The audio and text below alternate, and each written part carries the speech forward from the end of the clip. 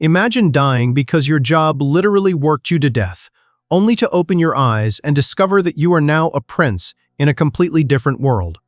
That is exactly what happens to Chung Yan, an underpaid engineer whose brutal workload finally pushes his body past its limit. But instead of everything ending there, he suddenly gets another shot at life. And this new world is nothing like the one he left behind.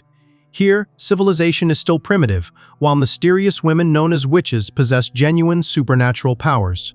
For an engineer like Chung Yan, that combination could completely change the world.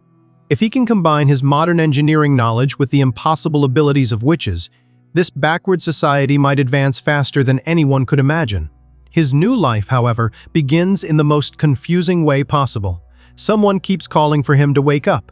Chung Yan slowly opens his eyes and finds himself sitting in an unfamiliar chair surrounded by strangely dressed women. Before he can even figure out where he is, he looks ahead and sees an entire town gathered around what appears to be an execution platform.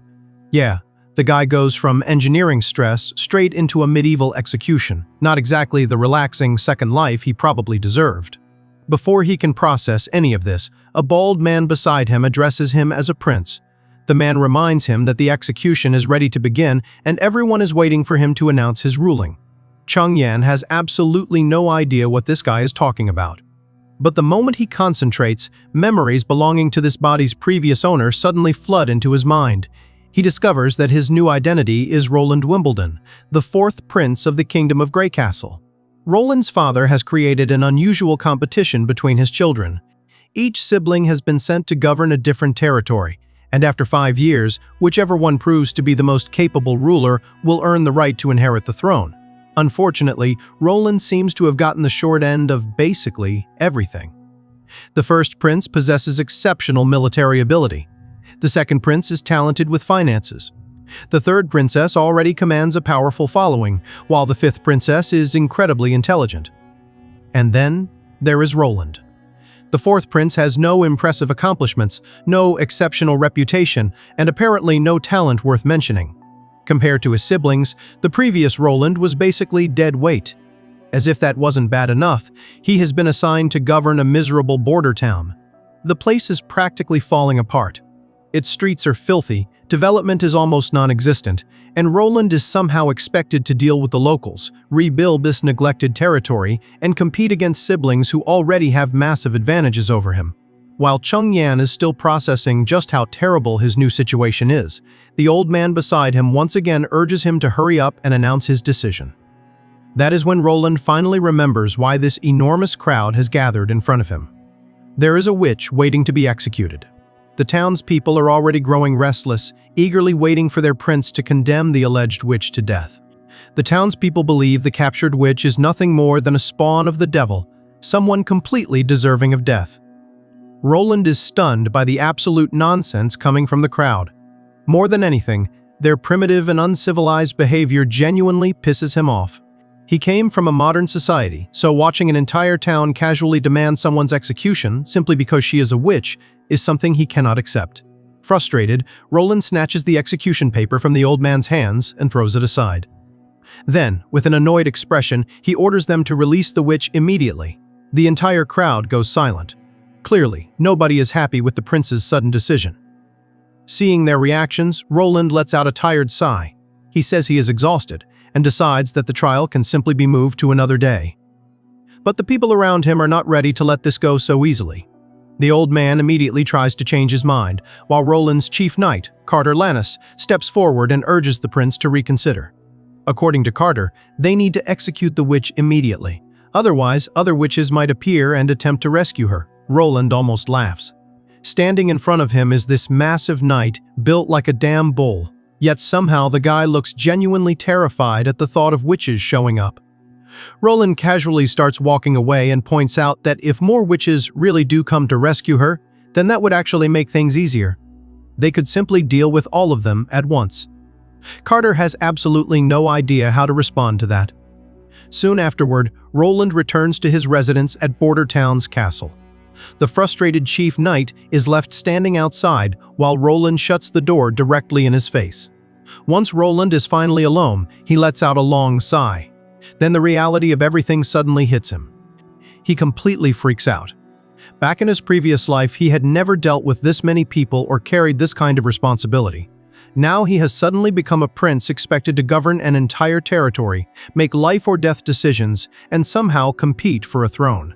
Still, after his meaningless death from overwork, Roland is not about to complain. He has been given something most people never receive: a second chance at life. And this time, he intends to actually live it. Since he has already inherited Roland Wimbledon's body and identity, he decides to fully step into the fourth prince's shoes. But before worrying about ruling Border Town or competing against his siblings, there is something he desperately wants to understand: the witch. Not long afterward, Roland heads directly into Border Town's dungeon to meet the mysterious prisoner himself. His knights repeatedly warn him about the danger, but Roland simply laughs them off. He even pokes fun at Carter for being this terrified of what appears to be nothing more than a young girl. Carter, however, is completely serious. The nervous chief knight insists that witches are minions of the devil and should never be underestimated.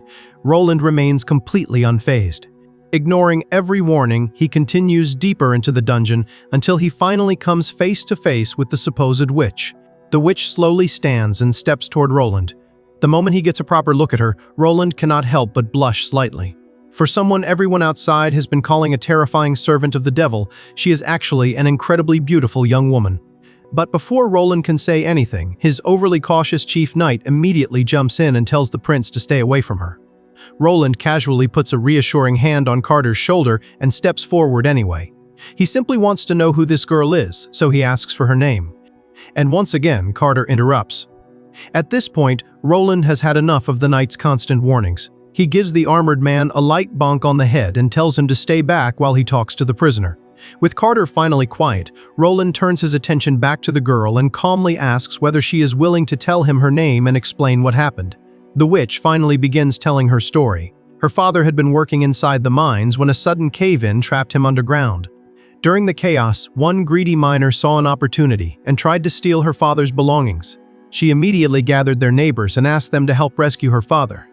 But during the confrontation, her uncle ended up fighting the bald miner. Things quickly became dangerous. Just as the man was about to finish off her uncle, the girl desperately stepped in to stop him. She reached out her hand, and something happened that she had never intended. Her power awakened. The man was burned to ashes. From that moment onward, everything changed. The same neighbors she had turned to for help immediately began treating her like an evil witch. Terrified of what would happen if anyone discovered the truth, she begged them to keep her supernatural abilities secret. But the person who ultimately betrayed her was her own father. He reported his own daughter for being a witch. After hearing her story, the old advisor accompanying Roland immediately suggests dealing with the problem before it becomes dangerous. In his eyes, keeping a witch alive is simply asking for trouble, so he urges Roland to have her burned before she gets the chance to use her powers again. Roland, however, has absolutely no intention of doing that. Instead, the engineer inside him has become even more curious. He tells the old man to calm down because before making any decision, there is something Roland desperately wants to see for himself. He wants to see this so-called witchcraft in action. The witch is completely baffled. After everything she has experienced, the last thing she expected was for someone to actually ask her to use her powers. Yet Roland stands there completely unfazed, encouraging her to show him exactly what she can do. The girl reminds him that her abilities are currently being suppressed by the locket around her neck. If she removes it, there is no telling what might happen. She asks if he is absolutely sure about this. Roland does not even hesitate. He reaches forward, snaps the chain himself, and casually tosses the locket aside. Now, there is nothing holding her back. The witch finally unleashes her power. Flames suddenly crackle around her body before rapidly growing into a massive dance of fire.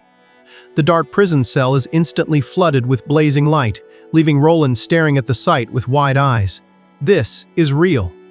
Actual supernatural power is unfolding directly in front of him. The flames become so intense that the metal prison bars begin melting away.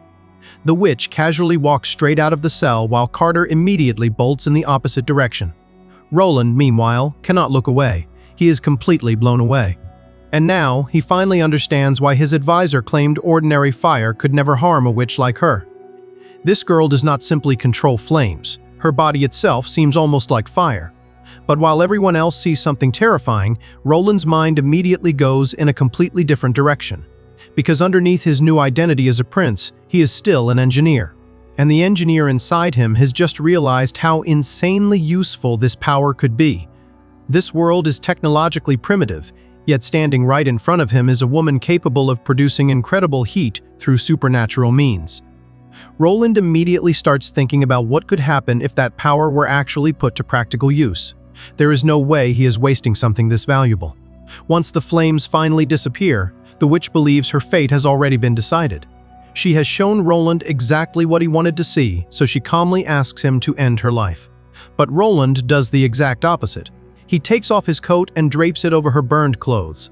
Then he gives her an answer she never expected. She's hired. Drawing on the knowledge from his previous life, Roland immediately realizes just how valuable Anna's ability could be. To an engineer, this girl is basically a walking perpetual motion machine, capable of producing enormous amounts of heat seemingly out of nowhere. While everyone else sees dangerous witchcraft, Roland sees an energy source that could completely change this primitive world. Unfortunately, his advisor does not share that excitement. The old man is furious with Roland's decision to hire the witch. He reminds the prince that Anna just demonstrated enough power to destroy someone with a simple gesture. Keeping someone that dangerous around is already risky, but openly employing her could create an even bigger problem. There is also the Witch Cooperation Association. According to the advisor, if that organization discovers Roland is sheltering a witch, they could come after Border Town and potentially bring disaster upon everyone living there. Roland dismisses the warning. Instead of reconsidering, he simply orders the old man to prepare an official work contract. Then he casually starts walking away, explaining that from now on, he intends to establish a proper working relationship with Anna.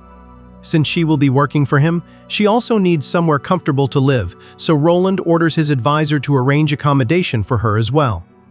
Later, back inside the administrative office of Bordertown's castle, the old advisor reports that everything has been handled exactly as Roland requested. However, he still cannot understand why the prince is so determined to spare a witch. Roland quickly cuts him off. He makes it clear that his decisions are not something the advisor needs to constantly question. More importantly, Roland does not see witches as monsters in the first place. The old man still looks unconvinced. That is when Roland explains the reality of their situation. Border Town is a complete mess. He does not possess the wealth and resources available to his brothers, nor does he have the advantages and talents his other siblings are known for. If Roland tries to compete with them normally, his chances of winning the struggle for the throne are practically non-existent. So if he wants any chance of victory, he cannot play by the same rules. He needs to try something completely different, something nobody else would even consider. Hearing this, the advisor finally begins to understand that the fourth prince might actually be serious about changing Border Town. Impressed by Roland's determination, he agrees to arrange another meeting with Anna. Meanwhile, Anna is given a proper wash and cleaned up after everything she endured in the dungeon. Her filthy, damaged clothing is replaced with something far more presentable, and once she is completely cleaned up and dressed properly, Anna is escorted back to meet Roland. One of Roland's knights leads him to the cottage that has been prepared for Anna. Considering how little time they had, Roland is genuinely impressed. The small house is simple, but it is clean, comfortable, and more than enough for someone who had been locked inside a dungeon just hours earlier. A moment later, the knight announces Anna's arrival.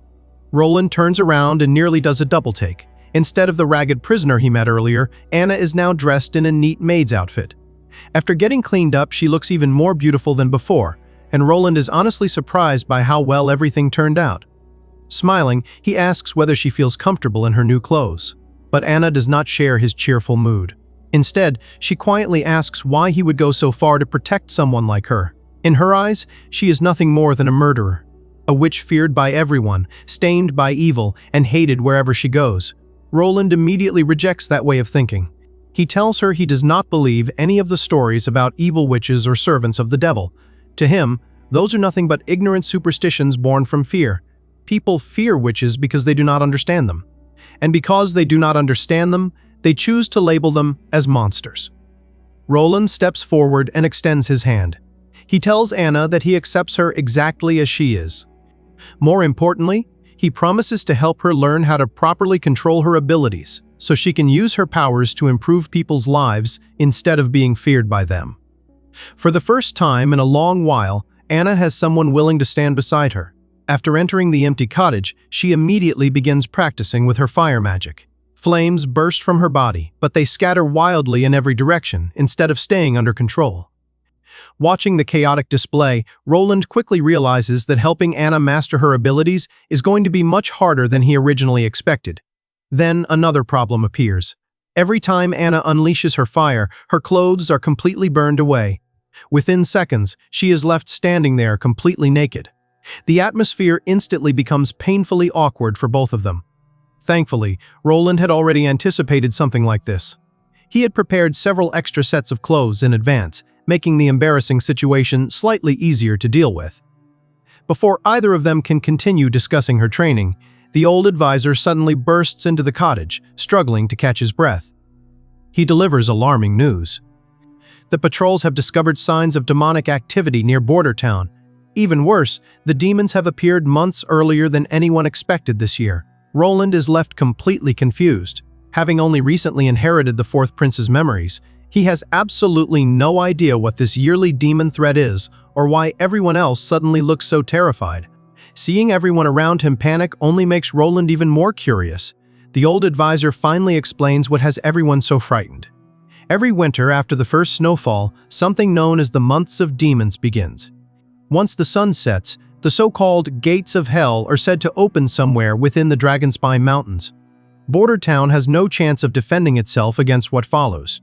Because of that, the entire population is forced to abandon the town every year and seek refuge inside Longsong Fortress. The advisor quickly assures Roland that, as the prince, his safety will always be their highest priority. Roland, however, is more interested in the facts than the legends. He asks the old man whether he has ever personally seen these mysterious gates of hell. The answer is no. According to the advisor, no ordinary person can get close enough. The Dragonspine Mountains are nearly impossible to cross, and the area is filled with a deadly miasma that poisons anyone who approaches. The only people capable of entering safely are witches, which is why stories about the gates of hell have always remained impossible to verify. Roland then asks the obvious follow-up. Has the old man ever actually seen a demon? Once again, the answer is no.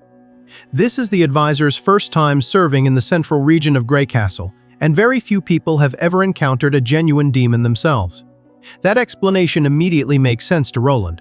Of course, Border Town has never developed into a prosperous city. If the entire population is forced to evacuate every single year, no settlement could ever truly thrive. Then another thought crosses his mind.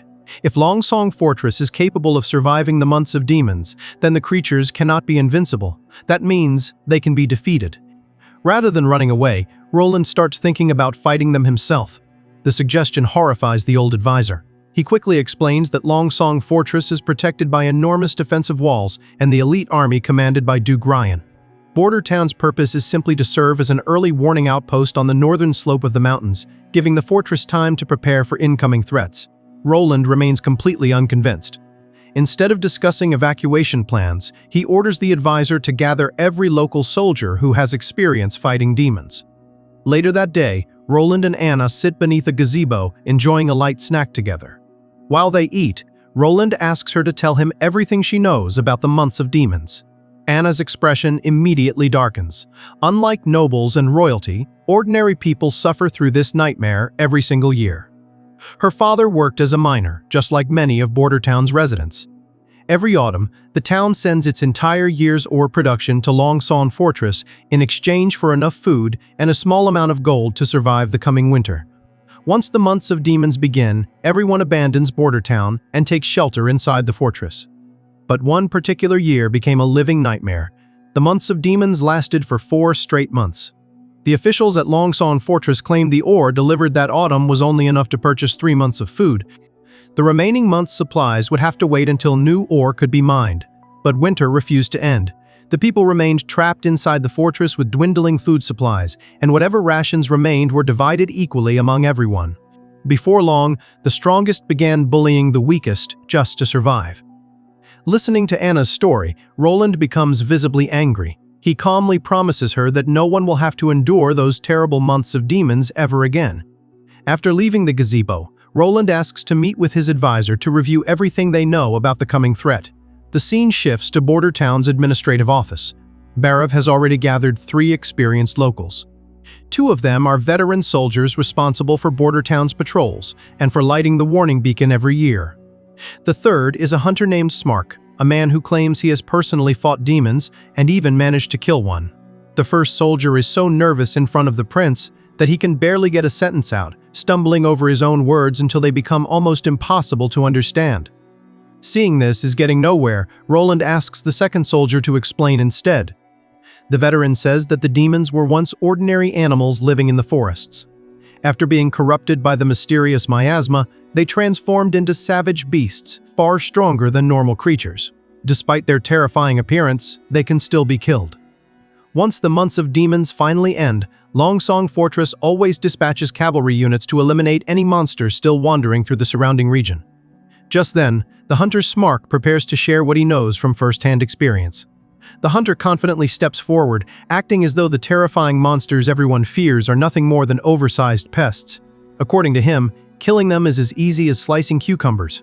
He proudly claims to have already taken down 2 demons himself before dropping to one knee before Prince Roland. Barav introduces the towering hunter as Iron Axe. Rumor has it that his incredible size comes from the blood of giant monsters flowing through his veins, making him a descendant of the Mojin clan. Roland gets straight to the point and asks whether the stories are true. Iron Axe nods without hesitation. He confirms that he has personally killed both a demonic wild boar and a wolf-type demon. He then explains how hunters classify these creatures. As the soldiers mentioned earlier, ordinary animals become corrupted after being exposed to the mysterious hellish miasma. Once transformed, they evolve into powerful demonic beasts with abilities far beyond their original forms. The wolf type is extremely fast, making it difficult to track or corner. The demonic boar is the complete opposite. Its hide is so thick that even crossbow bolts struggle to pierce its back. Listening carefully, Roland quickly reaches a conclusion. These demons are essentially ordinary animals whose natural abilities have been dramatically enhanced. Iron Axe agrees. Against prepared soldiers and strong defenses, those creatures are dangerous but manageable. Then his expression turns serious. The real nightmare begins with hybrid demons. Unlike ordinary demonic beasts, these monsters are true abominations that seem as though they were born directly from hell itself. Iron Axe recalls encountering one during a previous months of demons. The creature possessed the body and legs of a powerful beast, but massive wings allowed it to fly short distances. Even worse, its senses were unbelievably sharp, making it almost impossible to hide from. Iron Axe only survived because he threw himself into the Redwater River before eventually losing consciousness. The story immediately gives Roland something new to worry about. Defending against ordinary beasts behind massive walls is one thing. Defending against enemies that can fly is an entirely different problem. He asks Carter whether hybrid demons are common. The Chief Knight explains that during every months of demons, only 2 or 3 hybrids usually appear. Even so, that small number is enough to give Longsong Fortress enormous trouble. After hearing everything, Roland suddenly slams his hand on the table. He has made his decision. This winter, he is not abandoning Border Town. The room instantly falls silent. Everyone stares at the prince in disbelief. Carter immediately tries to change his mind, arguing that Border Town simply cannot withstand such overwhelming numbers of monsters. Roland calmly presents his own solution. Instead of retreating, they should build a defensive wall stretching from the foot of North Slope Mountain all the way to the Redwater River. The knight almost thinks he is joking. Constructing something that massive would normally take decades. Roland simply leans back and tells Carter to relax. If he cannot finish the wall in time, he will retreat alongside everyone else. He has no intention of throwing away his life over reckless pride. Hearing that reassurance finally calms the knight, who renews his vow to protect the prince no matter what happens. Far away at Grey Castle's port of Clearwater, the story shifts to another contender for the throne. Standing by the harbor, the third princess, Garcia Wimbledon, feels the cold sea breeze and remarks that winter is approaching. She turns to her trusted knight Ryan and asks when the Black Sail fleet will return. He estimates that, if everything goes according to plan, the fleet should reach port within 3 days. Garcia notes that this is their final expedition of the year and hopes it returns with valuable results. Later, back inside the palace, Ryan asks how she managed to prepare so thoroughly for the succession competition when their father announced it so suddenly. Garcia admits that even she did not see it coming. However, she believes the king created this contest simply to clear the path for his favorite son to inherit the throne. Even so, she has no intention of giving up.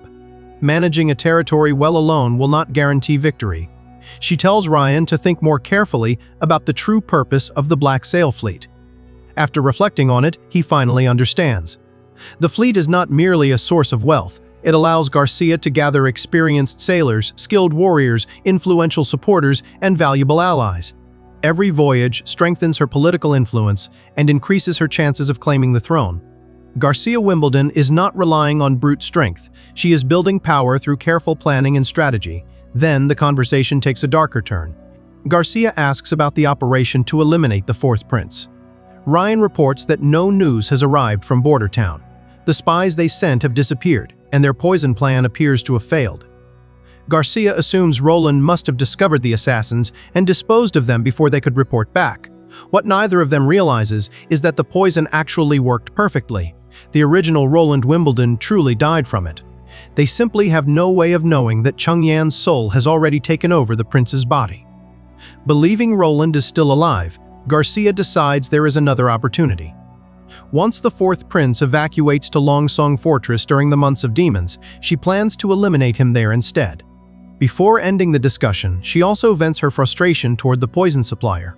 Since she believes the supposedly colorless and tasteless poison failed, she concludes the merchant deceived her. As punishment, she casually orders Ryan to have the man executed.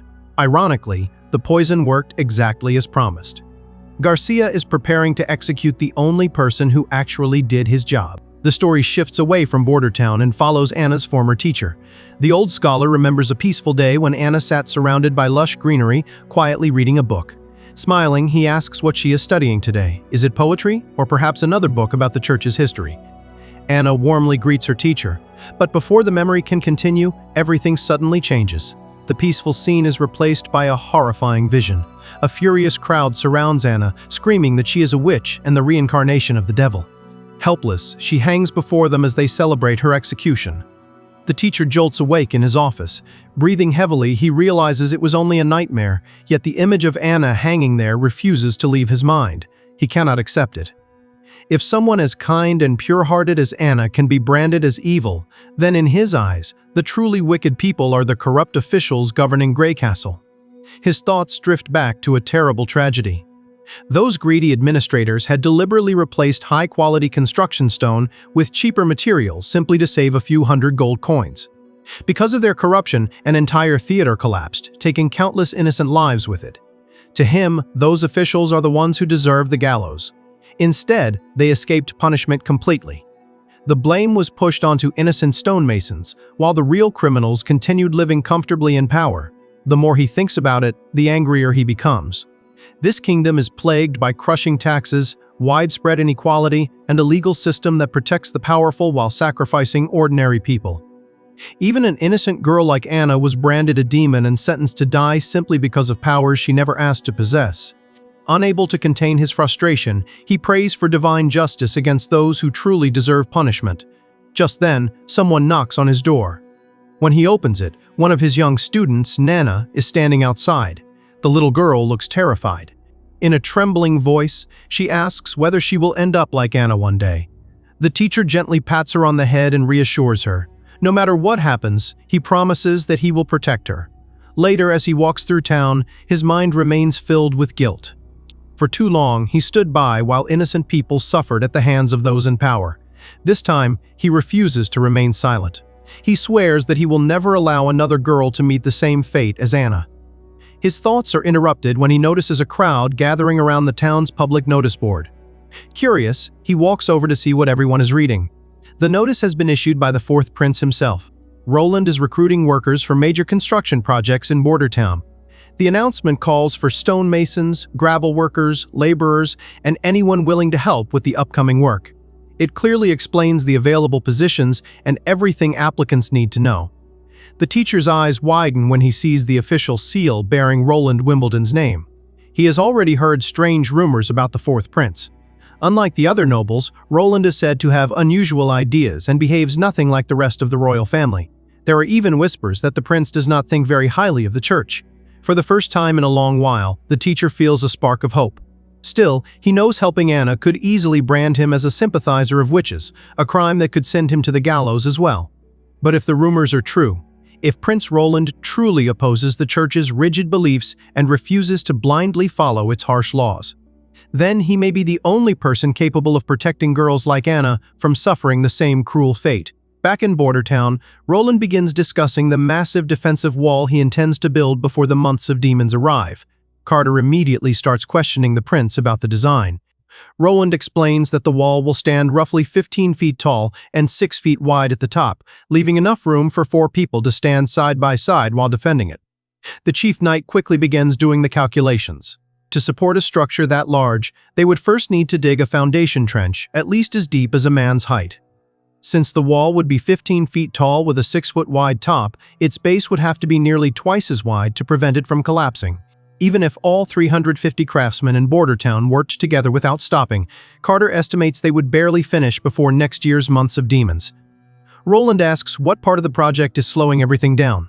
According to Carter, digging the trench is not the real problem. The biggest challenge is laying the stones. Every rock would need to be carefully shaped, polished, and fitted together by hand. Otherwise, the wall would never be strong enough to survive. Roland decides they should begin digging the foundation and constructing the wall at the same time. As for joining the stones together, he already has a solution. Roland reveals that Grey Castle's alchemy workshop has produced something entirely new: cement. Naturally, Carter has absolutely no idea what that is. The story then shifts to a small workshop on the outskirts of Border Town. Standing outside, Roland explains that producing cement is actually fairly simple because the required raw materials are plentiful in the area.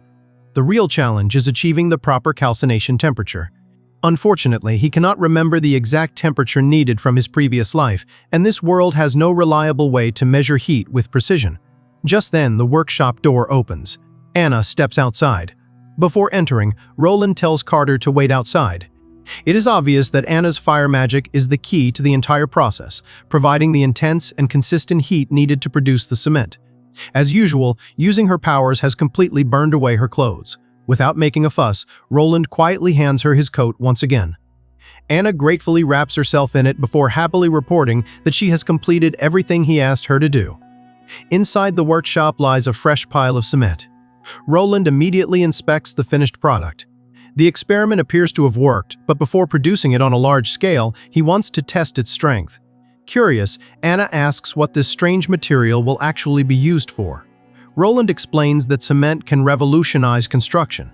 With it, they can build stronger homes, roads, bridges, and countless other structures capable of resisting rain, heat, and heavy snow far better than anything currently available. He makes sure Anna knows that none of this would have been possible without her. Her magic made the entire process a success. Outside the workshop, they spread the cement between several large stone blocks to test its effectiveness. Both Anna and Carter watch in amazement. The hardened cement firmly binds the stones together. Even Roland is pleasantly surprised by just how strong it is. Compared to ordinary mud or compacted dirt, the difference is unbelievable.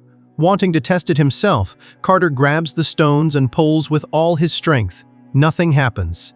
No matter how hard he tries, he cannot separate them. Roland smiles. He reminds Carter that this is exactly why he should not underestimate new ideas. The cement has exceeded even his own expectations. Carter stares at the hardened material in disbelief. To him, it is almost like magic itself, a strange sticky substance that quickly transforms into solid rock. Confident in the invention, Carter declares that with enough time they could probably build walls around the entire border. Roland shakes his head. That is not his goal. Even the tallest walls cannot protect a kingdom from enemies hiding within it. Their first battle is not against invading armies. It is against poverty, harsh winters, and the natural disasters that leave ordinary people homeless every year. Roland is determined to prove something this world has never understood. Witches are not humanity's greatest threat. They are humanity's greatest asset. The very next day, Roland wastes no time putting his plans into action. With the help of the workers who answered his recruitment notice, Border Town begins mass-producing cement. While the laborers gather limestone, clay, and the other materials needed for production, Roland makes sure Anna finally gets some well-earned rest after using her fire magic non-stop. At the same time, construction officially begins on the city's defensive wall. The workers start excavating the massive foundation stretching from North Slope Mountain all the way to the Redwater River. Roland personally visits the construction site, surprising Carter. The chief knight is impressed that a prince is willing to stand among ordinary laborers and encourage them instead of simply issuing orders from the castle. Despite everyone's hard work, however, progress is disappointing. Roland looks over the site with a sheepish smile and admits that what they have dug so far resembles little more than an oversized drainage ditch. It is nowhere near the sturdy foundation required to support the enormous wall he has envisioned. Although Roland possesses modern engineering knowledge, he also knows his own limits. Back in his previous life, he specialized in mechanical engineering. He often discussed projects with a friend who worked in civil engineering, but actually designing massive construction projects himself is far beyond his expertise. Right now, what he really needs is an experienced professional. As if on cue, Barov arrives with good news. A stonemason has responded to Roland's recruitment notice. According to the application, the man was once a member of Grey Castle's famous Mason Guild. Roland immediately recognizes the name. The guild was once considered one of the kingdom's greatest construction organizations, before it was eventually disbanded after a major building accident. Still, Roland is not interested in judging someone based on the past. Construction always carries risks, and talented craftsmen are far too valuable to ignore. He immediately orders Barov to bring the stonemason to meet him. The scene then shifts to Roland's administrative office. While the prince casually waits behind his desk, Anna quietly sits nearby reading a book. Before long, Carter escorts the long-awaited craftsman into the room. To everyone's surprise, the visitor is none other than Carl, Anna's former teacher. Roland quickly notices the shocked expressions spreading across both of their faces. Carl stares at Anna in complete disbelief, while Anna is equally stunned to see her old teacher standing there.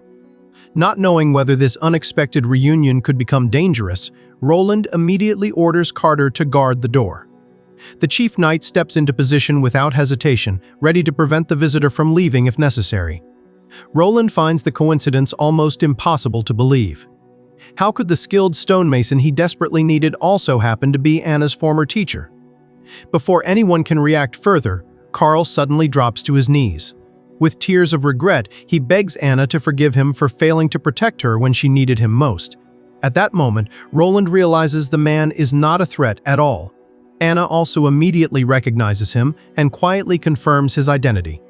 Roland tells Carl to stand up and explain everything.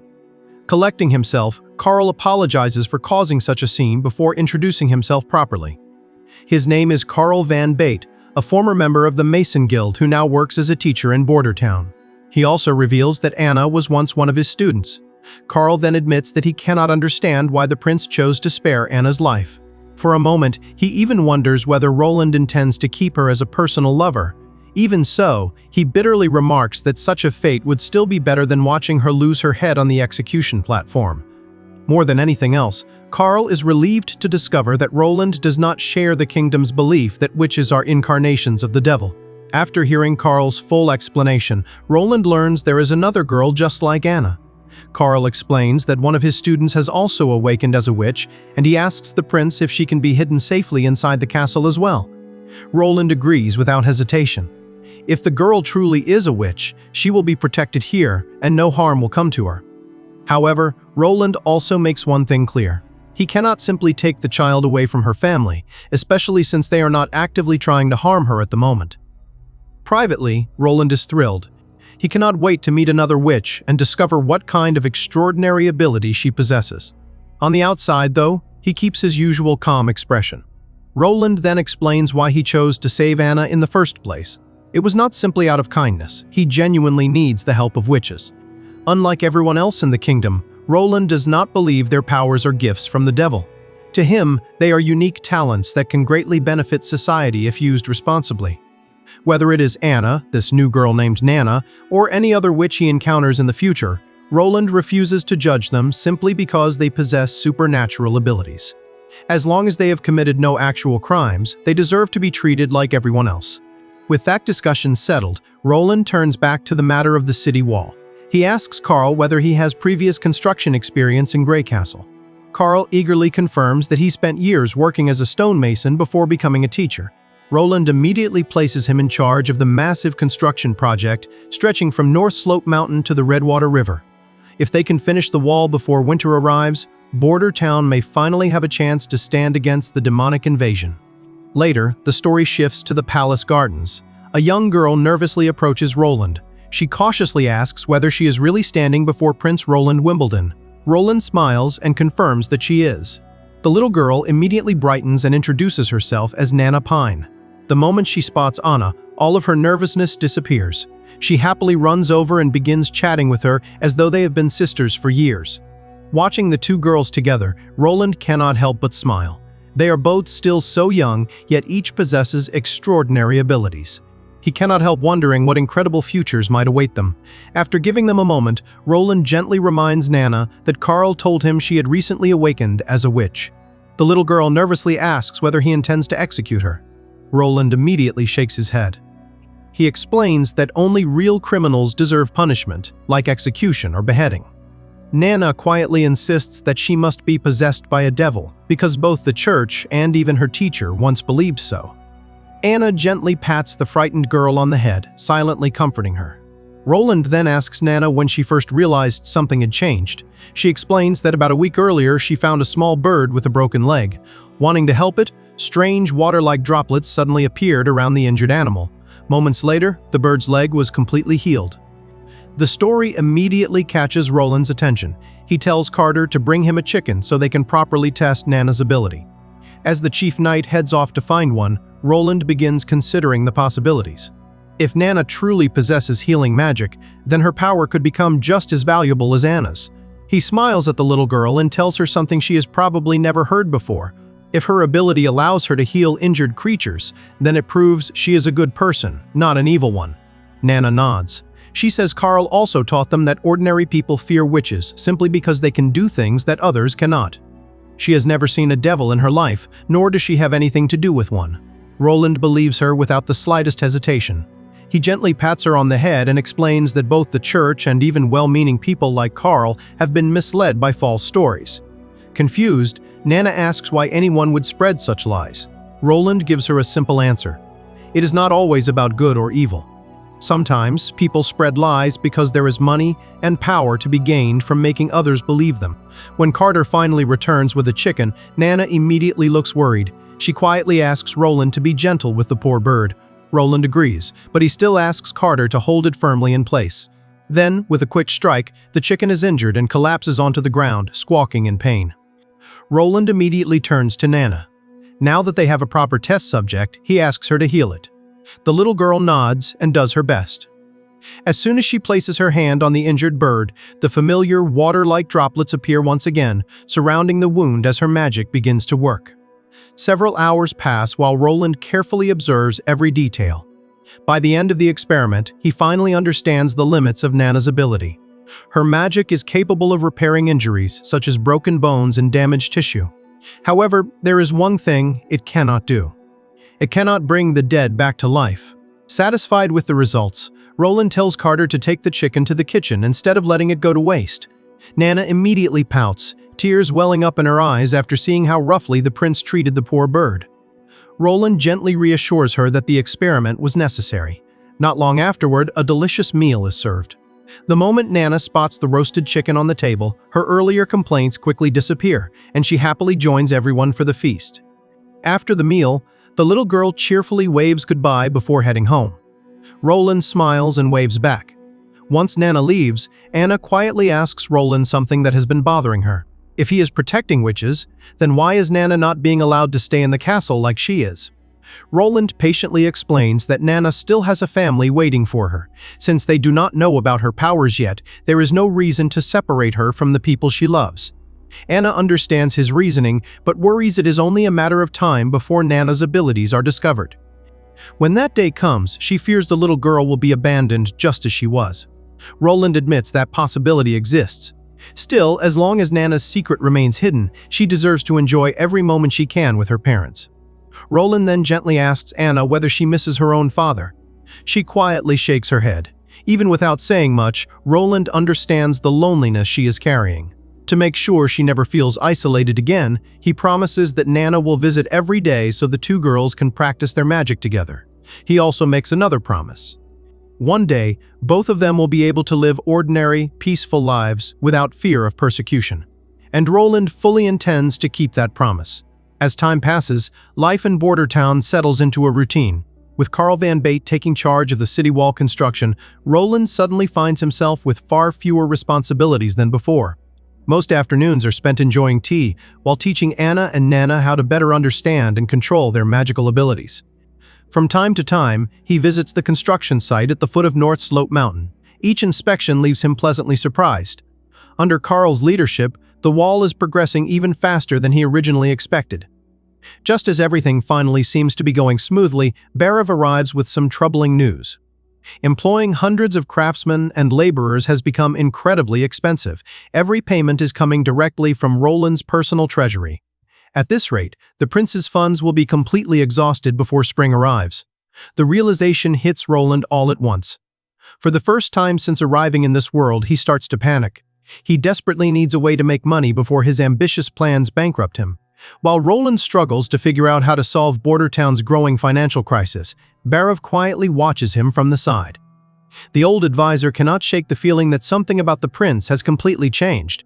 The Roland he once knew cared only about luxury, entertainment, and enjoying life. When the prince first arrived in Border Town, he showed no interest in governing the territory or competing for the throne. He simply pushed every responsibility onto Barav's shoulders and let the old man handle everything. The only reason Barav remained loyal was because the king had promised him the position of Minister of Finance once the succession contest was over. But ever since Roland rescued Anna, everything has changed. The prince now carefully considers every decision before acting. He handles complicated problems naturally, speaks with surprising maturity, and approaches governing like someone with years of experience. To Barav, it almost feels as though he is serving an entirely different person. For a brief moment, an unsettling thought crosses his mind. Could the prince have been possessed by a devil? Almost immediately, he dismisses the idea himself. If Roland had truly been possessed, he would never have been able to casually touch and destroy the sacred Reincarnation locket that was supposed to repel evil. Whatever changed the prince? It clearly is not something the church's teachings can easily explain. The story then shifts to Border Town's harbor. A group of visiting nobles arrives alongside a red-haired ambassador. One of the nobles remarks that it has already been a year since his last visit, and jokes that Border Town is still nothing more than a desolate collection of rocks. The ambassador quickly corrects him. They were actually here only 6 months ago. He explains that every season Duke Ryan assigns a different representative to visit the town. During his previous trip, Border Town had not only stone but also valuable furs ready for trade. He almost reveals another important detail before suddenly stopping himself and changing the subject. Instead, he begins discussing Border Town's strategic value. Right now, it is little more than an isolated frontier outpost. But if someone were to establish a proper defensive line here, all the land between Border Town and Longsong Fortress could eventually be developed and put to productive use. Their conversation is suddenly interrupted. One of the nobles checks the warehouse and realizes something is wrong. The stockpile is empty. Border Town was supposed to have this year's ore shipment ready for collection. Every year, that ore is exchanged for food supplies and shelter during the months of demons. The ambassador decides there is only one thing to do. He will speak directly with Prince Roland. As they ride toward the castle, another noble begins speculating about what happened. Perhaps Border Town has already found a new trading partner. Maybe the ore has been sold to Willow Town or Fallen Dragon Ridge instead. He suspects the fourth prince is responsible. The ambassador thinks carefully. If Roland has truly established trade routes farther down the Redwater River, then their usual bargaining advantage has completely disappeared. In previous years, they practically controlled Border Town's only option for trade. But if Roland now has multiple buyers, that strategy will no longer work. Soon, they arrive at the castle. Instead of immediately discussing business, they are greeted with an impressive feast. As everyone takes their seats, the ambassador notices Roland eating with a pair of strange wooden sticks. Trying to imitate the prince, he awkwardly picks up his own pair. The attempt goes terribly. Food keeps slipping from the chopsticks and falling back onto the table, leaving the ambassador increasingly embarrassed. Roland casually explains that these simple sticks are much easier and cheaper to produce than metal forks. More importantly, Once everyone in Border Town begins using them, people will no longer need to eat directly with their hands, making meals cleaner and helping reduce the spread of disease. As the sun begins setting over Border Town, the castle is bathed in a warm, golden glow. After finishing dinner, Roland is about to enjoy dessert when the visiting ambassador finally brings up the real reason for his trip. He explains that he came to collect Border Town's usual shipment of ore, only to discover that the docks were completely empty. Roland calmly delivers some unfortunate news. A recent landslide at North Slope Mountain has buried part of the mining area. The workers are doing everything they can to clear the debris, but mining operations are unlikely to resume until sometime next year. The ambassador immediately asks about the ore produced before the accident. Roland simply shrugs. Production had already been unusually low, and what little they managed to mine was barely enough to keep Border Town's people alive. Even if they gathered every remaining piece of ore, it would only be enough to purchase roughly 2 months' worth of wheat. Because of that, Roland believes it is time to completely rethink their arrangement. The ambassador's expression changes. Realizing the prince is serious, he apologizes for the unfair treatment Border Town has received in previous years. As a compromise, he proposes that the 6 noble families of Longsong Fortress pool their resources together and lend Border Town enough food to survive 1 additional month. The debt could simply be repaid after next year's mining season. Roland immediately rejects the offer. Instead, he casually points out that Border Town could simply sell its ore to Willow Town instead. Unlike Longsong Fortress, Willow Town is willing to pay with gold royals while also offering wheat, cheese, bread, honey, and countless other goods at fair market prices. Compared to the one-sided arrangement they currently have, trading with Willow Town makes far more sense. Roland then asks a simple but devastating question. Does the ambassador even have the authority to promise all of this on behalf of the other noble families? Glancing at the emblem on the man's clothing, Roland immediately recognizes him as a member of the Honeysuckle family. While he may represent one of the 6 great houses, that does not mean he can speak for Duke Ryan or the others. Can he actually guarantee their approval? The ambassador's silence answers the question. His face immediately darkens. The story briefly flashes back to an earlier conversation with his father. Back then, the ambassador had warned that the newly appointed 4th prince would never continue accepting such an unfair trade agreement. He suggested purchasing Border Town's ore and gemstones at only 30% below market value. Even with that price, the noble families would still make enormous profits. His father dismissed the idea without a second thought. According to him, the lazy 4th prince would never personally involve himself in Border Town's trade affairs. They could continue exploiting the town exactly as they always had, by exchanging bread and temporary shelter for valuable resources. Returning to the present, the ambassador finally admits, Roland has a point. He could not even convince his own father. Even so, he decides to make one final offer. He promises to purchase Border Town's ore and gemstones for 30% below market price, insisting that it is still a better deal than anything Willow Town could provide. He also reminds Roland that Willow Town is much farther away.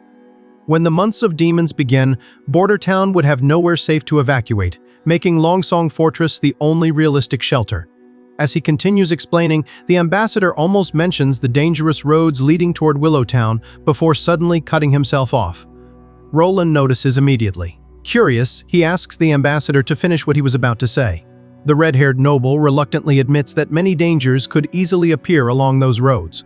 The moment those words leave his mouth, he realizes how they sound. He has accidentally made what could be interpreted as a threat toward a prince. Internally, he begins panicking. Roland simply laughs. Smiling, he clears up the misunderstanding. He never intended to flee to Willow Town in the first place. That single statement completely catches the ambassador off guard. Roland makes his position perfectly clear. This winter, he is not retreating to Longsong Fortress. He is not fleeing anywhere.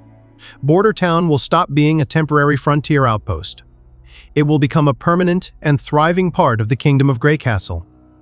Roland proudly explains that a massive defensive wall is already under construction, stretching from North Slope Mountain all the way to the Redwater River. The ambassador can hardly believe what he is hearing. He asks Roland to repeat himself. The prince confidently confirms every word. The wall is being built to hold back the demonic invasion itself. The ambassador suddenly remembers attending a noble banquet months earlier. During the gathering, countless aristocrats mocked the fourth prince after hearing rumors that he wanted to begin enormous construction projects just before the months of demons. Everyone assumed it was another ridiculous fantasy from a spoiled prince. At the time, the ambassador laughed along with everyone else. Now he realizes Roland was completely serious. Even more unbelievable is the fact that the pleasure-loving prince everyone once looked down on has somehow transformed into a ruler capable of leading a project this ambitious. Deeply shaken, the ambassador promises that once he returns to Longsong Fortress, he will do everything in his power to persuade the 6 noble families to negotiate fairly with Border Town. For the first time, he genuinely hopes the outcome will favor Prince Roland. Late that night, Roland finds himself wandering through the castle with nothing to do. Coming from the modern world, he cannot help feeling disappointed by how lifeless nights are in this medieval society. Once the sun goes down, almost everyone simply heads to bed. There is no nightlife, no entertainment, and very little to do unless people are spending time with their partners. As a prince, Roland could easily summon someone to keep him company, but he has no intention of abusing his position. Just as he is lost in thought, someone suddenly appears behind him. Roland instinctively spins around. Standing there is a mysterious woman dressed in a dark robe. Without introducing herself, she praises the way Roland handled the negotiations with the ambassador, remarking that perhaps the fourth prince is not the carefree pleasure seeker everyone believes him to be. The compliment does nothing to calm Roland. The woman's presence alone tells him she is incredibly dangerous. Realizing she is almost certainly an assassin, Roland immediately turns to make a run for it. Before he can take more than a step, a dagger flies through the air and embeds itself directly in front of him, blocking his escape. The woman calmly tells him to relax. She has not come here to kill him, she simply wants to talk. Seeing the blade, Roland wisely decides not to test whether she is bluffing. Instead, he cautiously asks who she is. The woman explains that she no longer has a real name. Everyone simply calls her Nightingale, a nickname given to her by her fellow witches. She then reveals why she came. She is grateful for the way Roland has treated witches. As Roland studies her more carefully, he notices an emblem that looks remarkably similar to the symbol Barov once showed him. It belongs to the Witch Cooperation Association. Nightingale smiles, impressed that Roland recognized it so quickly. Roland immediately asks the obvious question: is she here because of Anna? Although he has no idea how the association learned about Anna's survival, he calmly assures Nightingale that the young witch is alive and unharmed. Nightingale nods. She already knows. Even if Anna had been executed, she explains, the Witch Cooperation Association would never respond by assassinating a prince. They avoid interfering with political affairs whenever possible. Still, she warns Roland not to underestimate them. Roland once again reassures her that Anna is being treated well. Nightingale casually replies that she is already aware of that. She even knows about Nana. That single sentence immediately puts Roland on edge. Then Nightingale calmly reveals something even more unsettling. For the past 2 weeks, she has been secretly watching him. She has observed nearly everything he has done. The revelation sends a chill down Roland's spine. Someone had been following his every move, and he never noticed even once. Nightingale quietly gestures for him to step closer. Nightingale assures Roland that she has no intention of hurting him. Although he remains cautious, Roland eventually sits down, sensing that the mysterious witch truly came to negotiate rather than fight. As they talk, Nightingale suddenly leans in much closer than he expected. She studies him with curiosity before pointing out that he is unlike any noble she has ever met. Most people are terrified of witches, yet Roland has shown neither fear toward her nor toward Anna and Nana. She moves even closer. Roland instinctively leans back and awkwardly asks her to give him a little space. Amused by his reaction, Nightingale finally pulls back and gets to the real reason for her visit. She has come to take Anna and Nana away. Roland refuses immediately. There is not even a moment of hesitation. He insists that both girls are happy, safe, and well cared for in Border Town. Nightingale disagrees. According to her, they would be far safer with the Witch Cooperation Association, where every witch is treated like family and no one would ever persecute them for their powers. Roland is not convinced. He points out that the association does not even have a permanent home. His soldiers discovered one of their hidden camps in a forest about a month earlier, and the tracks leading away from it disappeared into the northern mountains. Those mountains are harsh, isolated, and barely suitable for ordinary people to survive in. Nightingale calmly explains that the association deliberately lives in remote places to avoid persecution from both the church and the outside world. Roland immediately counters her argument. Living safely means very little if they constantly lack food, shelter, and basic necessities. He also remembers something Barov once told him. The Witch Cooperation Association dreams of gathering every witch together before eventually finding the legendary Holy Mountain, a place where witches could supposedly live in complete safety. Roland asks Nightingale whether that is truly their goal. She quietly admits that she cannot answer that question. Her vague response only strengthens Roland's doubts. He firmly states that he has no intention of allowing Anna and Nana to spend their lives wandering through barren mountains where only demons seem capable of surviving. Then, an unexpected idea suddenly pops into his head. Instead of sending the girls away, why not invite the entire Witch Cooperation Association to Border Town? Roland suggests that every witch could remain there throughout the coming winter. He confidently argues that staying until the months of demons end would not cause anyone any real inconvenience. Nightingale immediately points out the obvious problems. Even if Roland himself does not fear witches, the ordinary townspeople certainly do. And if the church discovers that an entire community of witches is living openly inside Border Town, they will undoubtedly intervene. Roland remains completely determined. If the witches help defend the town and improve people's lives during the harsh winter, then perhaps everyone will finally realize that witches are not monsters after all. Nightingale listens carefully before mentioning one final reason she wants to bring both girls back with her. Especially Anna. She quietly explains that Anna is nearing adulthood. Roland blinks in confusion. At first, he has absolutely no idea why that would matter.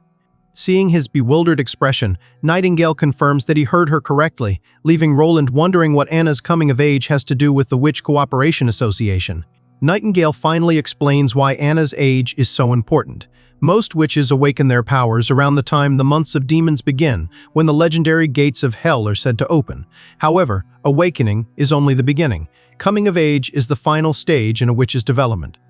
If a girl reaches the age of 18 without awakening her powers, she will never become a witch at all. But for those who do awaken, adulthood brings an even greater trial. During the months of demons, an overwhelming demonic force invades a witch's body and mind. The pain is so intense that it feels as though something is trying to tear its way out from within, pushing every vein and tendon to the breaking point. If the witch survives the ordeal, she recovers after 4 or 5 days. If she fails, she dies.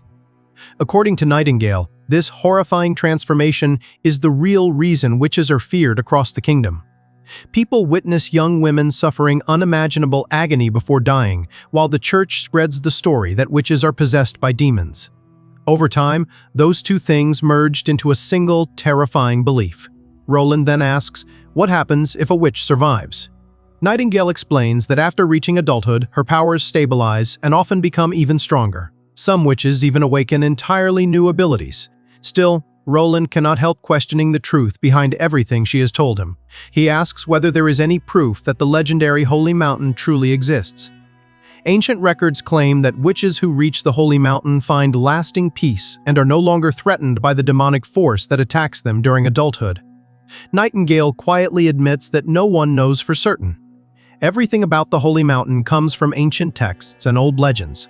Even so, bringing Anna back to the Witch Cooperation Association would at least improve her chances of surviving.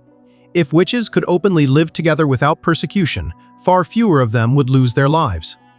Roland falls silent. Anna and Nana have become central to everything he hopes to accomplish in Border Town, but if keeping Anna here places her life at risk, can he really justify it? After thinking it over, Roland reluctantly agrees. If Anna wishes to leave with Nightingale, he will not stop her. As for Nana, he decides to wait until the following day before discussing the matter with her. Nightingale is pleased with Roland's decision. But when Anna is brought into the room and hears the proposal, she immediately refuses. She is not going anywhere. Both Roland and Nightingale are caught completely off guard. Nightingale gently tries to persuade her, explaining that she can already sense the demonic energy building inside Anna's body as she approaches adulthood. The danger is real. Anna simply turns toward Roland. She reminds him of the promise he made when he first saved her. He promised she could live an ordinary life. To Anna, nothing else matters. She does not care about the Witch Cooperation Association or the Holy Mountain. She only wants to remain by Roland's side. She believes she can survive the coming trial and overcome the months of demons without abandoning the home she has finally found. Seeing that Anna has completely made up her mind, Nightingale lets out a quiet sigh. She stops trying to convince her. Instead, she announces that she will remain in Border Town throughout the winter. If Anna insists on staying, then Nightingale will personally watch over her until she safely reaches adulthood. In her eyes, Anna is still a naive girl who does not fully understand the danger awaiting her. Roland is not exactly thrilled by the idea of having an elite assassin secretly watching him all winter, but there is little he can do about it. Before leaving, Nightingale walks over to Anna one last time. She quietly speaks about the countless hardships she has endured and the many fellow witches she has already lost. She refuses to watch another one die. With that heartfelt promise, Nightingale bids Anna farewell. Then, without warning, she simply disappears. One moment, she is standing there. The next, she is completely gone. Watching her vanish so effortlessly leaves Roland genuinely stunned. Her stealth and assassination skills are unlike anything he has ever seen. Once they are finally alone, Roland gently pats Anna on the head. The night has already grown late. Smiling reassuringly, he tells her it is time to get some rest. The following morning, Roland gathers the people of Border Town for an important announcement. After greeting everyone, he gets straight to the point. 4 days earlier, the ambassador from Longsong Fortress had arrived to collect this year's shipment of ore, but everyone already knows what happened. A month ago, the northern mining quarry collapsed, bringing production to a halt. The crowd immediately grows uneasy. The last mining season had already produced barely half of the usual amount of ore, and many families still remember the hunger and suffering that followed. Roland does not hold back. He openly exposes the unfair treatment Border Town has endured for years. When he asked Longsong Fortress for additional food and supplies, the ambassador rejected his request, just as they had done 2 years ago. The crowd immediately begins to panic. Memories of starvation, lost relatives, and desperate winters come flooding back. Roland allows the silence to settle before asking a simple question. How much longer are they willing to live through the same tragedy over and over again? The townspeople begin pleading with him to save them. Roland nods. He promises that he will never allow Border Town to fall into that nightmare again. Then he reveals the truth. The ore mined in just 2 months should have been worth enough to purchase nearly a full year's supply of food. Longsong Fortress had been exploiting Border Town all along. The moment the crowd realizes how badly they have been cheated, anger spreads through the square. People openly curse Longsong Fortress for taking advantage of them year after year. Roland then delivers the news everyone has been waiting for. He has already negotiated a new trade agreement with Willowtown. In exchange for stone, Border Town has secured enough food to survive the coming winter. Relief immediately sweeps through the crowd. People begin celebrating. But Roland quickly raises his hand to quiet them. There is still one more decision they must make. By abandoning Longsong Fortress, Border Town is also giving up its traditional place of refuge during the months of demons. This winter, they will remain here. The announcement once again fills the square with nervous whispers. Roland immediately points toward the enormous wall under construction. He reminds everyone that ordinary demonic beasts are no more terrifying than the dangerous animals already living in the surrounding forests. And unlike those creatures, the demons will never be able to climb a properly built wall. Then Roland gives his people a choice. They can flee to Longsong Fortress, where they will once again face hunger and exploitation. Or they can stay, fight together, and protect their own homes and families. Anyone willing to defend the wall will receive generous silver coin wages. And if the worst should happen, if someone dies protecting Border Town, Roland personally promises that their family will receive 5 gold royals as compensation. His words ignite the crowd. Fear is gradually replaced by determination. For the first time in years, the people of Border Town believe they might actually have a future worth fighting for. The story then shifts to Longsong Fortress. Inside the castle, the nobles are in high spirits. Laughter fills the hall as they mock Roland's decision to remain in Border Town instead of evacuating. One mustached noble jokes that the 4th prince will probably pile together a few rough stones, smear them with mud, and call it a defensive wall. Everyone expects Roland to fail. Sooner or later, they are convinced he will come crawling back to Longsong Fortress, desperate enough to accept whatever unfair terms they offer him. Only one person takes the situation seriously. The leader of the council asks the red-haired ambassador for his opinion. The ambassador calmly explains that their original business model relied on maintaining a complete monopoly over border towns' resources. Buying ore, at barely 1/3 of its market value, had always been incredibly profitable. But Roland has completely changed the situation. Instead of relying on a single buyer, he plans to lower the selling price of his ore by roughly half, making it attractive to multiple trading partners. Higher demand would encourage greater production, ultimately increasing border towns' overall revenue despite the lower price. It is a long-term strategy focused on economic growth rather than short-term profit. The ambassador also reveals that Roland intends to manufacture iron tools. Products like those would sell almost anywhere, creating an entirely new source of income beyond mining. Then he raises an even more important point. If Border Town successfully withstands the months of demons, Longsong Fortress benefits as well. Every year, the fortress is forced to bear the burden of defending against those monsters. If Roland succeeds, that responsibility becomes much smaller.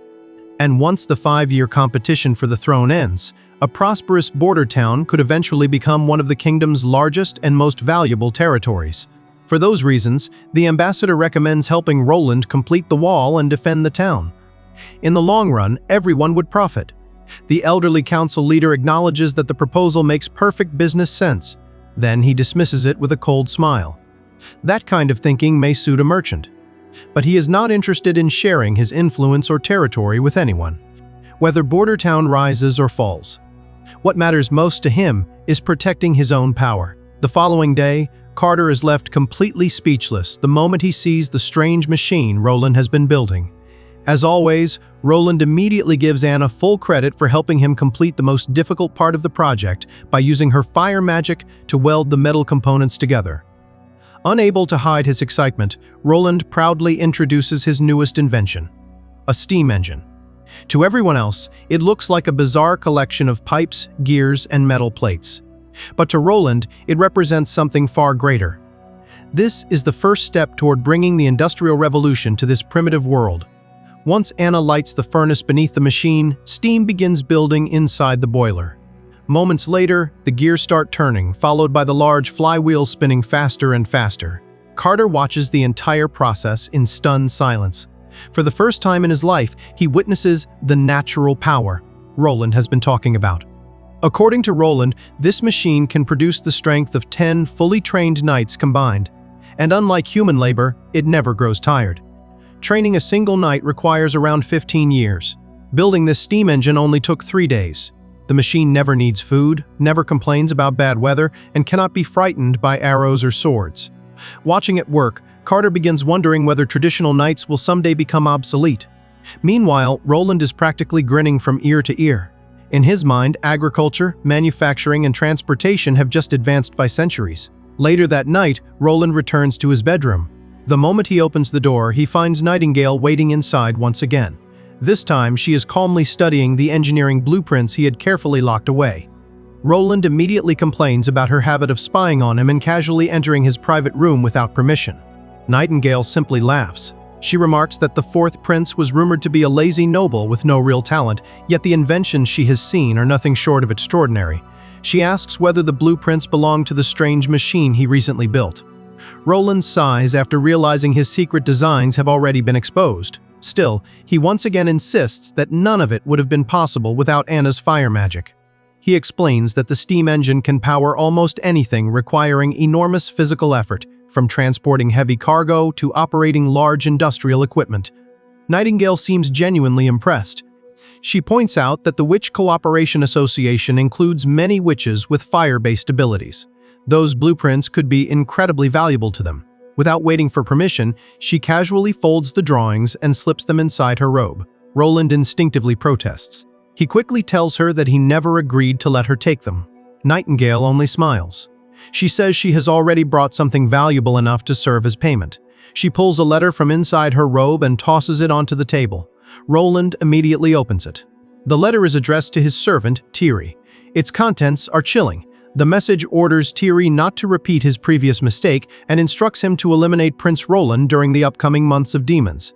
Reading those words sends Roland's thoughts racing. Fragments of the previous prince's memories resurface, reminding him that the original Roland had treated Tyre terribly on countless occasions. Even so, someone is clearly still trying to ensure the fourth prince dies. Nightingale explains that she intercepted the letter from one of the messenger pigeons. Unfortunately, it carries no signature. She suspects the order may have come from one of Roland's own siblings. Then she asks whether he wants her to investigate further and uncover whoever is behind the assassination plot. Roland immediately gives his approval. With a respectful nod, Nightingale accepts the assignment. As for the stolen blueprints, she considers them fair payment for the information she has just provided. The following morning, Roland is still thinking about the mysterious letter Nightingale showed him the previous night. Before he can gather his thoughts, Carter rushes into the room. The chief knight immediately drops to one knee and reports shocking news. Tyre died during the night. According to the guards, she apparently fell from her balcony. There were no signs of a struggle, and no one saw anyone enter or leave her room. Roland's expression immediately darkens. Quietly accepting the report, he instructs Carter to leave the matter to the head servant before dismissing him. The moment the room is empty, Roland softly calls Nightingale's name. Almost instantly, the assassin appears from the shadows. Without wasting any time, she reveals what really happened. Tyre committed suicide. Roland lets out a disappointed sigh, saying he had hoped Nightingale would be able to prevent something like that. Nightingale calmly explains that she had already restrained Tyre with ropes during the interrogation. Unfortunately, the servant had hidden a poison capsule inside a fake tooth. The moment Tyre realized she could no longer escape, she bit down on it and died before revealing anything useful. Afterward, Nightingale threw the body from the balcony to make the death appear accidental. Although the interrogation ended in failure, she did uncover something else. She pulls another letter from her robe and hands it to Roland. The message addresses Tyre as Big Sister and repeatedly mentions a seaside view. Based on those clues, Nightingale has formed a theory. She believes the mastermind may be Garcia Wimbledon, the third princess who governs Clearwater Port. According to Nightingale, Garcia may have been holding Tyre's family hostage for years, forcing her to serve as an assassin inside Roland's household. The fact that Tyre chose death over betrayal suggests she had been trained and prepared for this mission long before arriving in Border Town. Roland quietly lowers the letter. The realization is deeply unsettling. His own siblings are willing to eliminate one another without hesitation if it increases their chances of claiming the throne. Just before leaving, Nightingale suddenly leans close and whispers that someone is approaching. Before Roland can respond, she vanishes into the shadows as though she had never been there. A moment later, Barav enters the room with encouraging news. Many citizens have volunteered to help defend Border Town during the months of demons. Roland immediately brightens. He decides to inspect the volunteers himself. Before they leave, however, Barav hesitates. The old advisor asks whether Roland truly intends to send ordinary civilians into battle against demons. Outside, Roland quickly understands why Barav was so concerned. The volunteers standing before him hardly resemble soldiers. Most look like exhausted laborers or rough street toughs rather than experienced fighters. Meanwhile, Carter proudly explains that he selected them based on the prince's earlier request. Looking over the group, Roland cannot help but facepalm. These people are thin, poorly equipped, and clearly weakened by years of hardship. Even Barav suggests abandoning the idea and searching for more capable recruits instead. Roland studies the volunteers in silence. Despite their appearance, he has no intention of turning them away. Judging by the confident look on his face, he already has a plan to turn these ordinary townspeople into a force capable of defending Border Town. Roland knows that building a powerful army is not just about strength. Whether soldiers fight with medieval swords or modern weapons, victory ultimately depends on people. Carter assumes the prince will immediately begin teaching the recruits swordsmanship the following day. Instead, Roland surprises everyone. Rather than handing out weapons, he orders the volunteers to gather together before sending them out on a long run. He also asks Carter to bring Iron Axe to help with the training and simply tells the confused knight to relax and watch what happens. By midday, even Iron Axe has officially joined Roland's efforts. Carter, however, remains completely baffled. Coming from a proud military family, he cannot understand why the prince is rewarding people with eggs after they have spent the entire morning doing little more than running and standing in formation. Eggs are valuable food. To Carter, handing them out so casually seems like a complete waste. Roland only smiles. He reminds Carter that creating an elite army in just a few months is impossible. That is not his objective. He is not trying to produce superhuman warriors capable of defeating demons through brute strength alone. What he needs is a disciplined army. Drawing on military training methods he learned in college, Roland understands how quickly strangers can become a unified force when they are taught discipline, organization, and teamwork. That is exactly what he intends to build. Before long, food wagons arrive carrying the promised rewards. The recruits eagerly line up to receive their eggs, although many still find it strange that something so ordinary has become an incentive. Carter strikes a metal plate to get everyone's attention. Following Roland's instructions, he orders the recruits to form 4 neat lines. Food will be distributed in order. Anyone who refuses to follow instructions or breaks formation will simply wait until everyone else has eaten. The recruits quickly begin organizing themselves. Watching the scene unfold, Carter still cannot understand why Roland is spending so much effort teaching such basic habits. Suddenly, murmurs spread through the crowd. Iron Axe has arrived. The experienced hunter is apparently well known among the people of Border Town, and many recruits immediately recognize him.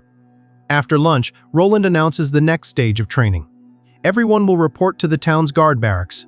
Iron Axe is officially appointed as the captain of the new recruits, and his first responsibility is teaching them how to properly set up military tents. The announcement immediately sparks whispers throughout the group.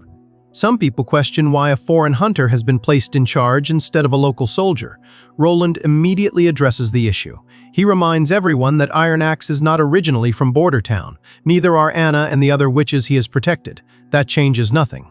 In Border Town, people are judged by their actions rather than where they were born. As long as someone is not a criminal, they deserve to be treated equally. After settling the discussion, Roland unrolls an enormous sheet of paper. It contains a long list of military rules and regulations. The document is so lengthy that it seems almost endless. Roland hands it to Carter and tells him that these rules are far more important than arguing over who holds what rank. Every recruit must memorize them. Anyone who wants to continue receiving eggs with their meals will also be expected to obey them. Later, Carter learns that after dinner, the recruits will attend lessons with Carl Van Bate. The chief knight is completely confused. He cannot understand what reading and writing have to do with fighting demons. Roland simply smiles. A well-educated army is always a stronger army. History has proven that lesson time and time again. The story returns to Border Town City Hall. Early one morning, Roland stumbles out of his room looking half asleep, only to find Nightingale already waiting for him. As if appearing out of thin air were not enough, she has also helped herself to his breakfast. Roland sighs in frustration. Not only has she walked into his room without permission again, but she is casually eating his food as well. He jokingly wonders whether nobody ever taught her how to behave around royalty. Nightingale immediately responds by sitting up straight and adopting an exaggeratedly respectful posture. She asks if that is polite enough for a prince. Then, with a playful smile, she points out that Roland is not the type of person who enjoys all the unnecessary formalities of noble society. Roland pauses for a moment. It surprises him how accurately she has already figured out his personality. Giving up, he simply tells her to finish the meal so he can order another breakfast. While Nightingale continues eating, Roland quietly studies a fresh stack of engineering blueprints. Curious, Nightingale asks why he has recently been buying so much saltpeter. After all, it is already the middle of winter. If Roland simply wants cold whiskey, he could just leave the bottle outside. The question immediately puts Roland on guard. She has clearly been monitoring everything he purchases. Thinking quickly, Roland comes up with an excuse. He claims he is experimenting with making cheese and needs a way to keep certain materials below freezing. Nightingale compliments the idea, apparently satisfied with his explanation. Inside his own mind, however, Roland knows he has just lied. The saltpeter has nothing to do with cheese. He still does not fully trust Nightingale the way he trusts Anna and Nana, so he refuses to reveal his biggest secret. His true objective is the development of firearms. Compared to building steam engines, producing guns is actually much simpler. Once he perfects the design, mass production can begin. The saltpeter he has been purchasing, despite being considered nothing more than a luxury cooling material among the nobility, is actually one of the essential ingredients needed to manufacture gunpowder. Until everything is ready, Roland intends to keep that knowledge completely secret. Changing the subject, he asks Nightingale whether the Witch Cooperation Association also trains assassins, in addition to searching for the legendary Holy Mountain. Nightingale shakes her head. She explains that the association is simply a gathering of unusual women united by the dream of one day finding the Holy Mountain. She herself only joined the group about 2 years ago. Roland immediately becomes curious. If she only joined recently, then what was she doing before that? Were there really people willing to employ witches? Nightingale lets out a bitter laugh. If her former master had known she was a witch from the beginning, he never would have allowed her anywhere near his home. She quietly admits that she survived only because she remained useful. The moment she stopped being valuable, he would have disposed of her without hesitation. Roland wants to know more about her past. Nightingale gently refuses. She promises that when the time is right, she will tell him everything. For now, she only assures him of one thing. She has been free for the past 5 years and has no intention of ever becoming someone else's pawn again. Roland quietly accepts her answer. 5 days pass. After overcoming countless manufacturing problems, Roland finally completes the first functional firearm of this world. Holding the finished musket in his hands, he cannot hide his excitement. This single prototype is the key to everything he has been working toward. The steam engine was never his final goal. It was only a tool that would eventually allow him to mass-produce firearms efficiently. Unfortunately, time is running short. At his current pace, Roland estimates he will only be able to manufacture 4 muskets before the months of demons arrive. Carter studies the strange weapon with complete confusion. He cannot understand how something like this could possibly help them fight demons. Roland simply gives him a new order: gather the best hunters in Bordertown. He intends to create a specialized unit that will be the first to wield these new weapons. Carter suggests giving the muskets to the town's patrol guards instead. Roland immediately rejects the idea. After seeing how poorly trained and physically weak many of the guards are, he has absolutely no intention of trusting his greatest invention to inexperienced hands. Deep beneath Roland's castle, several soldiers quietly patrol the underground tunnels. Without warning, one of them suddenly attacks another guard.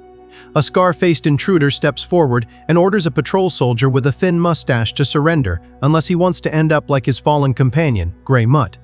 Remembering his dead friend only strengthens the guard's resolve. He swears that these invaders will never set foot inside the castle again.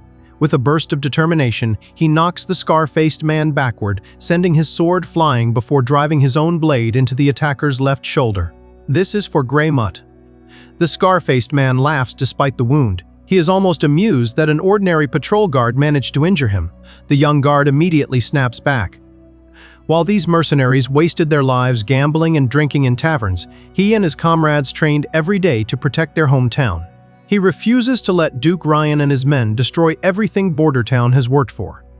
Just as he charges in to finish the fight, another attacker suddenly appears from the darkness and drives a dagger straight into his chest. The wounded guard collapses in agony. The invaders confidently surround him, believing the battle is already over. But with the last of his strength, he rips the dagger from his chest and hurls it toward a nearby torch. The blade strikes true. The torch shatters, plunging the tunnel into complete darkness. Using the confusion, the injured soldier escapes into the castle's food warehouse and hides inside one of the grain bins. He quickly realizes the enemy's true objective. They are not here to assassinate Roland. They have come to destroy Bordertown's food supply. If every grain store is burned, the town will have no choice but to abandon everything and retreat to Longsong Fortress. The thought fills him with despair.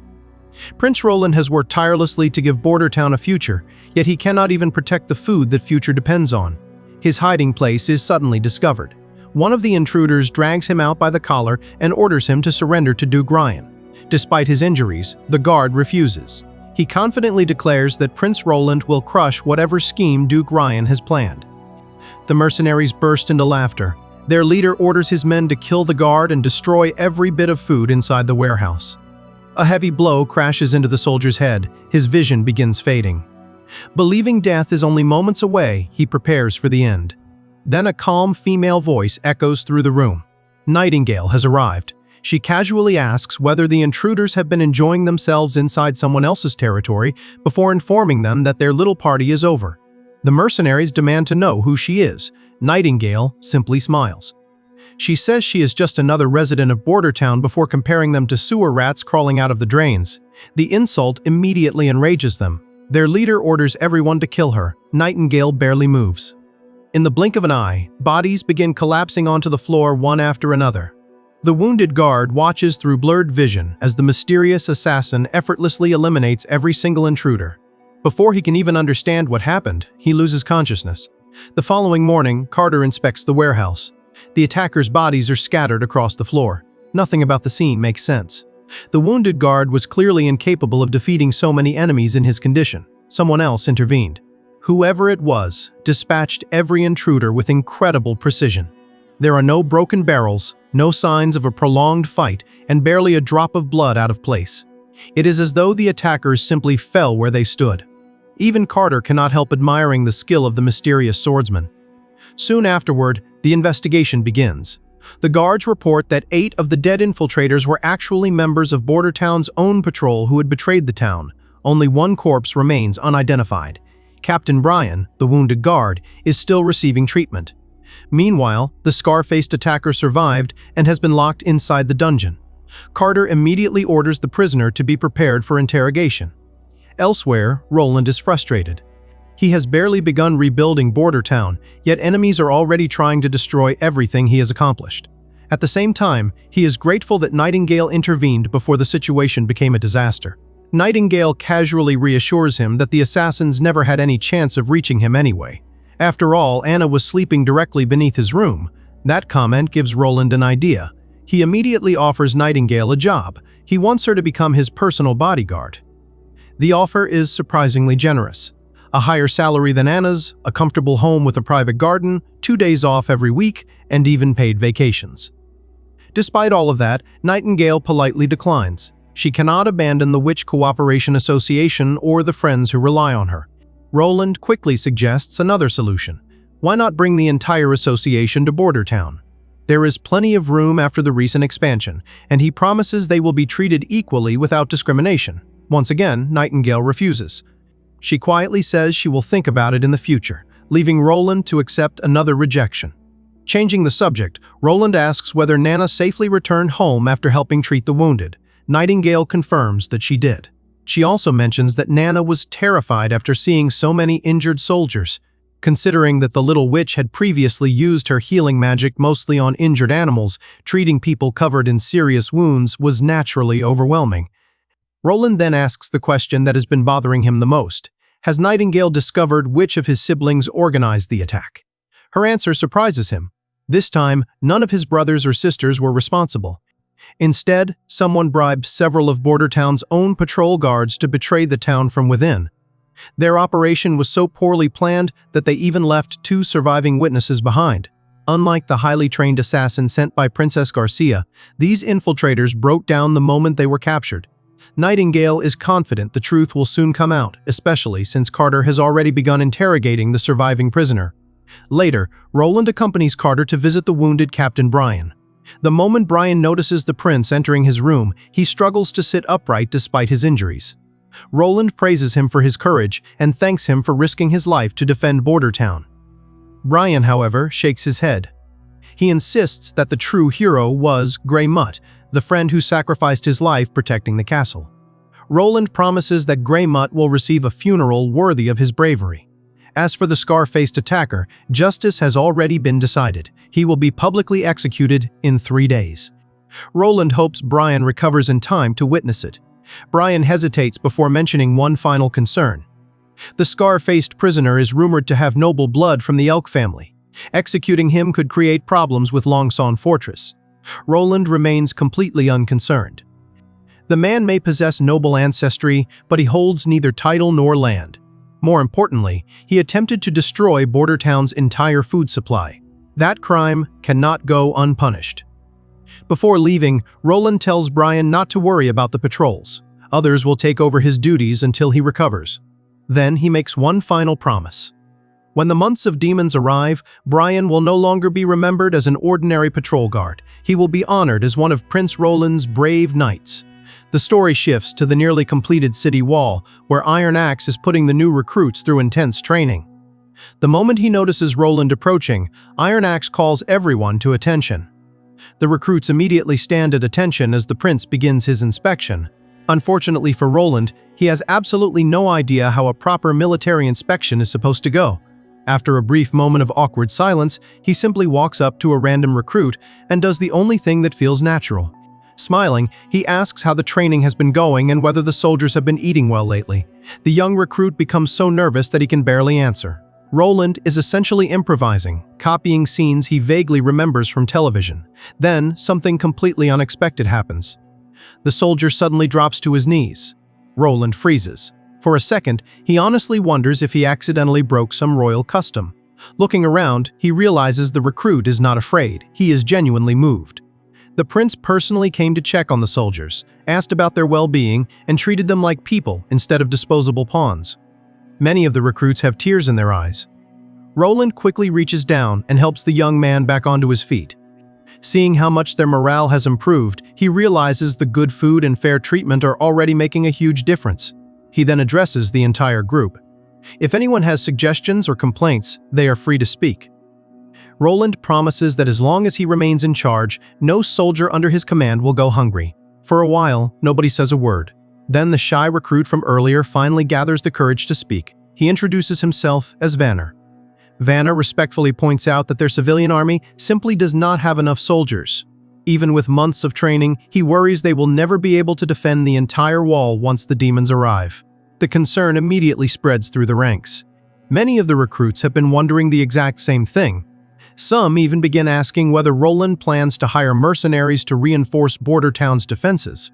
Roland raises a hand, signaling everyone to calm down. Then he smiles. He thanks Vanner for noticing such an important weakness. The prince openly admits that defending the entire wall using nothing but a civilian militia would indeed be impossible.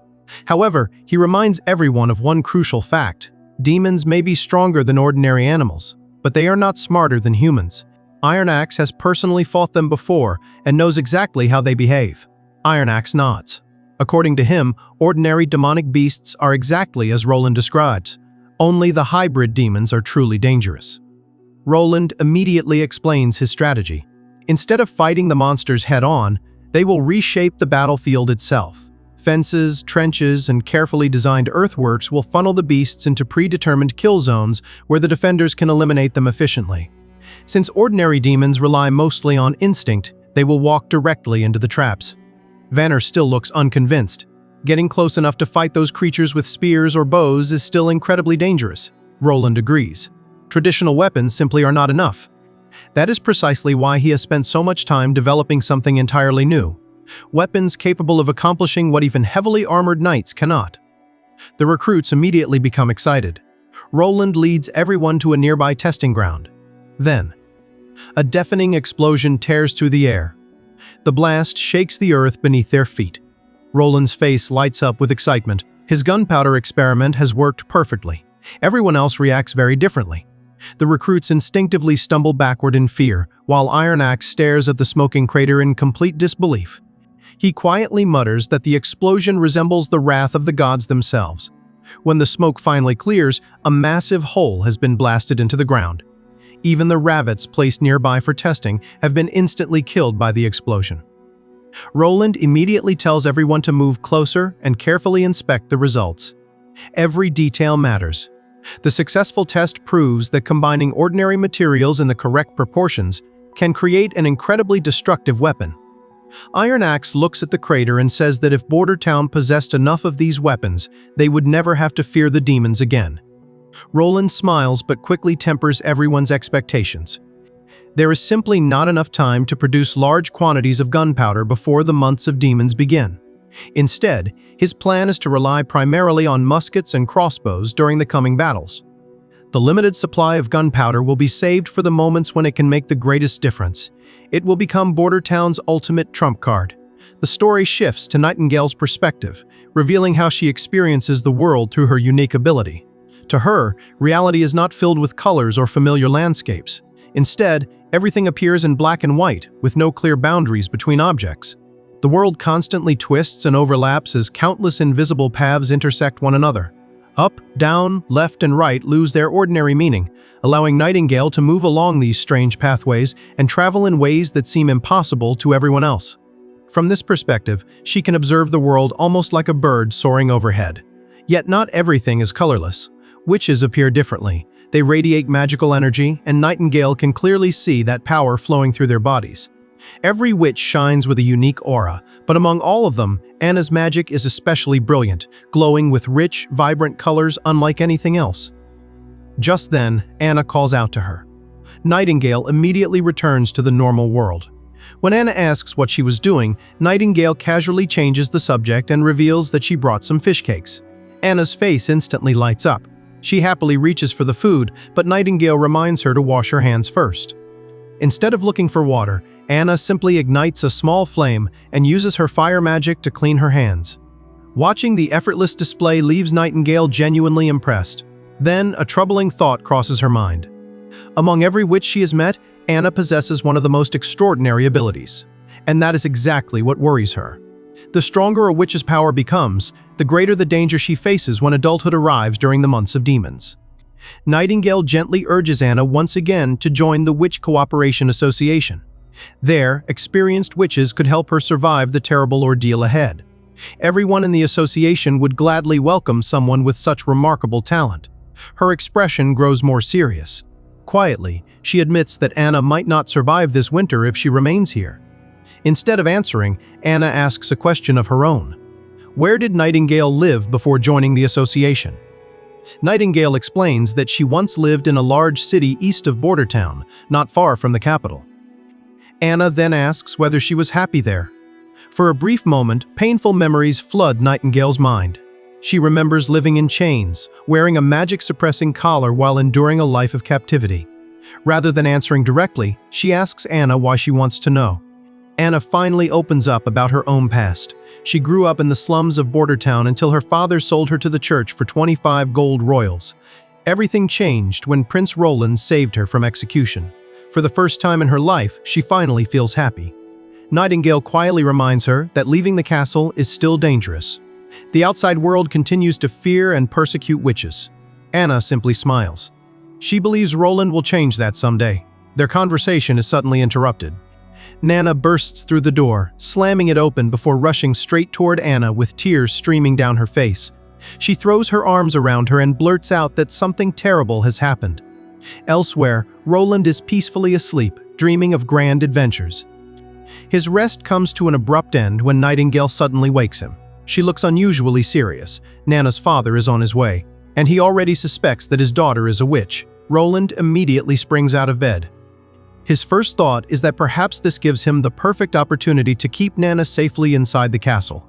He wonders whether her father has come to beg him for protection and ask him to hide her identity. But when Roland steps outside, reality is nothing like he imagined. Standing before the castle is Nana's furious father, demanding that his daughter be returned immediately. After everyone takes their seats, Nana's anxious father immediately calls his daughter over. The little girl hesitates. Looking frightened, she quietly asks whether he plans to sell her to the church. Her father quickly forces a smile and tells her not to be ridiculous. According to him, the church would never take someone like her, so she should stop worrying and come home. Before the conversation can go any further, Roland steps in. He calmly reminds the man that Nana is a witch. Mr. Pine immediately rejects the claim. Even when Nana timidly admits that she really has awakened as a witch, her father refuses to believe it. Instead, he angrily assumes that Carl has once again mistaken an innocent girl for a witch, just as he believes happened with Anna. Roland decides there is only one way to settle the argument. He gives Anna a small nod. Understanding immediately, Anna raises her hand and summons her flames. The room is instantly illuminated by blazing fire. Mr. Pine freezes in shock. For the first time in his life, he witnesses genuine witchcraft with his own eyes. Roland calmly asks him to stay composed, assuring him that everything can be explained. As the initial shock fades, Mr. Pine gradually realizes the truth. Nana has only been visiting the castle to practice controlling her magical abilities. At the same time, Roland cannot help feeling slightly uncomfortable. Judging by the father's earlier reaction, it is obvious he initially suspected the prince of inviting young girls into the castle for entirely different reasons. Putting that awkward misunderstanding aside, Roland gets straight to the point. He explains that Nana possesses an extraordinary healing ability.